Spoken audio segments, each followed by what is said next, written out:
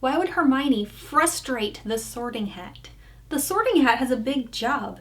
Its job is to sit on a young wizard's head, look deep into their soul, and say, "You belong here." Wow, how many young wizards from the UK had their destiny influenced by this hat? Hermione is going to be difficult to sort because she could literally be sorted into any of the 4 houses. She has traits and she values things from each house, and the hat has to look at her and say, where does this girl go? Where do I put her? But before I get too far into why Hermione could go into any house, I would like to give a quick note on the hat sorting. I have my own theory on how the hat sorts. You've probably heard the first 3 that I'm going to say, but I have a 4th reason that I think influences the hat a lot in how it sorts. The first one is traits. Each house has its own main traits, and that hat looks at students and says, do you have these traits? You go here. Easy peasy. The second one is values. What does each house value, and does the student share those values? The third one is desire, or what a student wishes for. We know that part of the reason Harry made it into Gryffindor was because he wanted to be there. It's okay to ask the hat to be placed in a particular house. The hat will take your desire into account. And then the 4th reason, and the one that I don't think gets quite enough attention, is need. What a student needs in their life, what they need to be told you are actually good at even if you don't think you are. Maybe they display multiple traits from different houses. Maybe they don't really know what they value or what they desire from life. These kids are 11 when they get sorted. They may not know what they value or desire, but that 4th one, what they need, having a magical object that can sit on your head and say, you belong here, could be more necessary for some students than we might even think. The best example I can think of for this is Neville Longbottom, the boy who is afraid of everything. The Sorting Hat sat on his head, looked into his soul, and saw that he has latent bravery and courage that would not be brought out if he was in one of these other houses. So how does this idea of traits, values, desire, and need affect where Hermione gets placed? Hermione has traits from all 4 houses. Don't believe me? Here's a little refresher on what those traits are. Hufflepuff, hard work, dedication, loyalty, fair play, patience. Ravenclaw, knowledge, intelligence, wit. Slytherin, ambition, cunning, resourcefulness. And Gryffindor, bravery, nerve, daring, and chivalry. All of those things describe Hermione. Now imagine being this hat, sitting on her head, seeing all these things about her, thinking, where do I put this girl? So here's what I think the hat does. I think the hat looks at what placing Hermione in each of these houses would do to her and do for her, and chooses the house that will benefit her the most. So how would being in Gryffindor benefit Hermione? Let's think about this. Let's take a little flight into imagination in what would happen to Hermione in any of these other houses. Let's start with Hufflepuff. Hermione is a loyal friend. She is determined. She really values fair play. She could definitely have been a Hufflepuff. So let's say the Sorting Hat places Hermione in Hufflepuff, and all those Hufflepuff traits and values just grow in her, and she becomes the ultimate sidekick, the ultimate side character. And I don't think it's anyone's dream to be the ultimate sidekick. I don't know, maybe I'm wrong. So why not put her in Ravenclaw?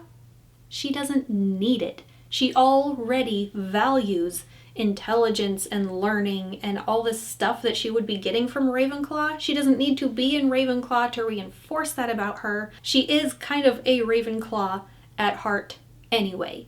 So let's say the Sorting Hat looks into her future as a Ravenclaw. What are the chances of her becoming just this bookish recluse type of character? All her days are spent alone in the library, days devoted to learning and always wanting new information, but never actually getting anywhere in her life. Now, what if she had been placed in Slytherin? And I definitely think Hermione could have been in Slytherin. There were times during those books where she made choices and took actions where I was like, that is so Slytherin. What would she be like if she had been placed in that house? But here's what I think happened. I think the hat looked into her and looked into her possibility as a Slytherin and saw danger ahead. Danger ahead for her and for the entire wizarding world, because Hermione is so smart. She could do anything she wanted, and with the influences of the Slytherin house for all those years and other Slytherins around her being her main influence, I can see her becoming a mastermind with the very real possibility of being an evil mastermind. Can you imagine unleashing a Slytherin-influenced Hermione on the wizarding world? That could make for an incredible fan fiction. Somebody write that, please. But the Sorting Hat skipped all those houses for her. That wasn't her place. Where the hat thought she belonged and where she needed to be was Gryffindor. She would so greatly benefit from being able to grow in the strength to overcome her fears and her anxieties, which we know she has. In book 3, we see that her greatest fear is failure. And if Hermione can get over that and be brave in the face of failure, imagine how far she can go. Hermione has the best traits from each house, and spending time in Gryffindor will help her to gain the courage she needs to use those traits to the best of her abilities. When we first meet her in book 1, we can already tell this is a girl who values knowledge. She has been studying before even getting to school. How many people do you know who do that? Do you do that? I probably wouldn't do that. And when we first meet her, we can already see that she is a rule follower. She values following the rules, and she is helping Neville look for his lost toad. That little moment right there says so much about how she will be in the future. She is already valuing this friend that she doesn't even really know yet. She's already helping someone in need, and we see so much of that from her as the books go on. We know Hermione gets anxious. And if you are not this person, you probably know someone who is this person who stresses out about homework. Or if you're not in school anymore, someone who stresses out about all the little details they have to take care of in life. Hermione gets anxious about this stuff. Her way to solve it? Books, study, library. If I can do more research, this will help me be better prepared, and that's how I get over my fears of things going on. I'm going to read more about it. Almost to the point that it kind of becomes a crutch for her. In fact, her friends tease her that, oh, well, if we can't find her, we better check the library. And at first, when we're first getting to know her, she kind of seems like a goody two-shoes, but here's what I think. I think she doesn't want others, and especially her friends, to get into trouble any more than she herself wants to get into trouble. She is someone who looks out for her friends. And so by saying, you better not do that, what she's really saying is, I care about you and I don't want you to get in trouble. Also, the academically inclined side of her wants things to follow a logical pattern. If this happens, then this happens. And so sometimes she gets frustrated when people don't get what they deserve, or when they do get something that they didn't deserve. For example, in book 1, Harry goes chasing the Remembrall on his broom, and instead of getting in trouble, he gets rewarded for it. That doesn't seem fair. And then there is the moment in the first book when she finally makes friends with Harry and Ron. And this is kind of all on her. Harry and Ron weren't really looking to make friends with her. Hermione was kind of friendless. No one was taking the time to be her friend. She was kind of lonely. I mean, she's this kind of goody two-shoes know-it-all, and it's very off-putting for other kids at that age to want to be friends with that person, which is not fair. You should always try to be friends with the person who has no friends. So when she is hiding in the bathroom and the troll comes and Harry and Ron come in there to do what they can for her, even though they have not up till now been nice to her, she still lies to get them out of trouble. I think that's showing what kind of friend she is going to be in the future. The kind of friend who, yeah, she wants to follow the rules and she doesn't want to get in trouble, but when it comes to protecting her friends, she's okay with being a rule breaker if she can protect her friends by breaking the rules. I don't have a lot of notes from her from book 2, but I think this is where she starts to show some of her Slytherin tendencies. Example, the entire incident with the Polyjuice potion, sneaking into the restricted section, lying to get the book she's not supposed to have, stealing from Snape, hiding this potion in a bathroom for over a month, I think, while it stews, having to steal hairs from students. This is just so sneaky. She has to break so many rules.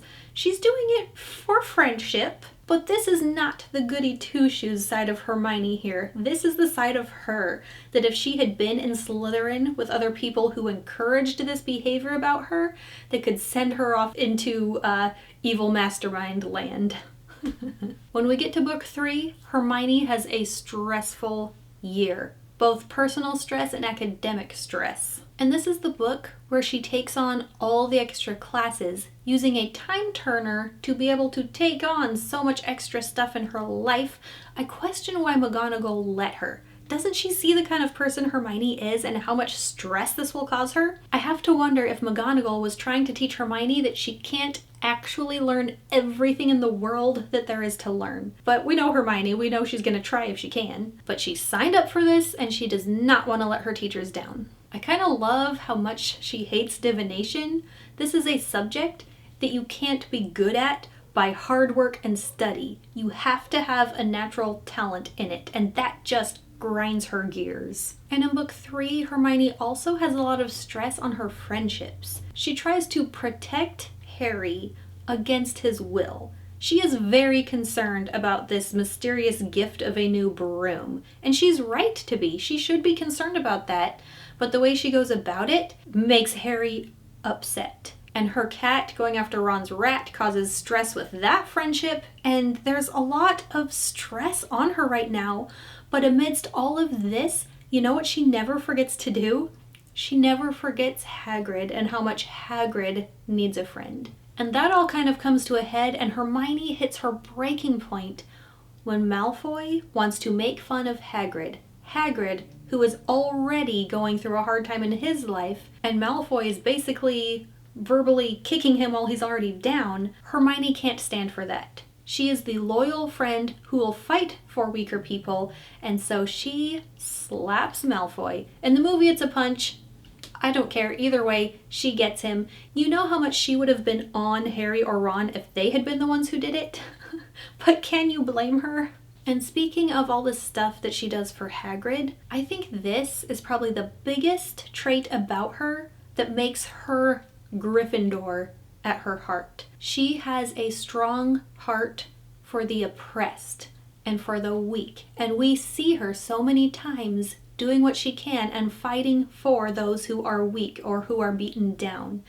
That is so Gryffindor, and I think that is her strongest Gryffindor trait. Even more than courage and bravery, which she definitely has. And I think the biggest example of Hermione's heart for the downtrodden is the Society for the Promotion of Elfish Welfare. Did I say that right? I think so.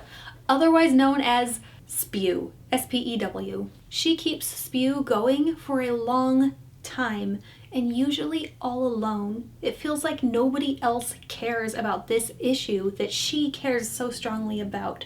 That's really lonely. So even at this point, when she has good friends around her, she still feels very alone in this. But does that stop her from doing what she can? No way. And she really has compassion on Neville when he has to witness the Cruciatus Curse being done. She sees how much that hurts Neville, so then it hurts her, and she speaks up for him. Then we get to the point in the series where there starts to be some boy-girl drama going on. Hermione is noticing that her friends are starting to notice girls, but they're not noticing her. Ron seems a little shallow in that he's only interested in a good-looking girl, and this really offends Hermione, as it should. So when she gets asked to the Christmas ball by the older and famous Victor Krum, she is being taken notice of. She's the object of some jealousy from some other girls, even Ron, although he's not really aware of why yet. And I'm sure this has to be a little validating for her as a young teenage girl. She's not just smart. She has something else about her to be attracted to. I think we all want some kind of that validation in our lives at some point. The book in which I see the most personal growth of Hermione is actually book 5. Book 5, she becomes a prefect, and she definitely deserves it, and she takes it very seriously. She always does her prefect duties, no matter what. But through book 5, I see her growing a lot as a person. She starts to understand a lot more about people and how people work, and she starts to realize that there's more in life and more to learn than just academics. Also, she is the one who comes up with the idea for the DA, Dumbledore's army, and she blackmails Rita Skeeter. I think that's a little Slytherin of her, but it kind of needed to be done. I don't know that I'm going to touch on the Hermione-Ron relationship. I don't know that I have any strong opinions on this. I don't know that they were particularly right for each other, but people who are not super right for each other can make a relationship work as long as they love each other and are dedicated to making it work. So as far as that goes, I don't care. They can date and marry whoever they want. And now we get to book 7, the book in which all the things we know about Hermione, all the things she is so good at, kind of come to fruition. Her Ravenclaw and Slytherin attributes, like intelligence, wisdom, cunning, resourcefulness, those are all things that are so necessary in book 7. She needs all those things that she's learned and become so good at to be able to find Horcruxes and destroy them. Her Hufflepuff attributes, dedication, patience, loyalty, those are big parts of her journey with Harry as they search for Horcruxes for so long and for a way to destroy them with no luck for so long. But the Gryffindor traits, the house she is in and the house she is from, bravery, courage, daring, these are the things that get her personally through all the things they go through in book 7. If she had been placed in Ravenclaw, she still would have been so smart. She could have come up with all the plans that they followed in book 7. If she had been in Slytherin, she still would have known how to best implement these plans. And if she had been in Hufflepuff, she would have stayed by Harry's side the whole time no matter what. But the Gryffindor traits are the ones that allowed her to be able to do all that stuff herself. She did not sit on the sideline cheering Harry and Ron on. She was in there doing the things with them. She had a plan. She was prepared. She was loyal, and she was brave. She could have been in any house because she has so many of the best traits of all of them, but the Sorting Hat put her right where she needed to be. I do also have videos on Sirius Black and Remus Lupin. If you subscribe to my channel, you will get more in-depth character studies from other fantasy books and maybe movies. And let me know if you agree or disagree with me. Do you feel strongly that Hermione belonged in one house over the other? Do you think she was placed in the correct house? Let me know. I would love to hear. And I'll see you next time. Bye! Hermione take 1. One take. I say it well or I don't say it at all. Here we go. That's what I was going to say. Aw.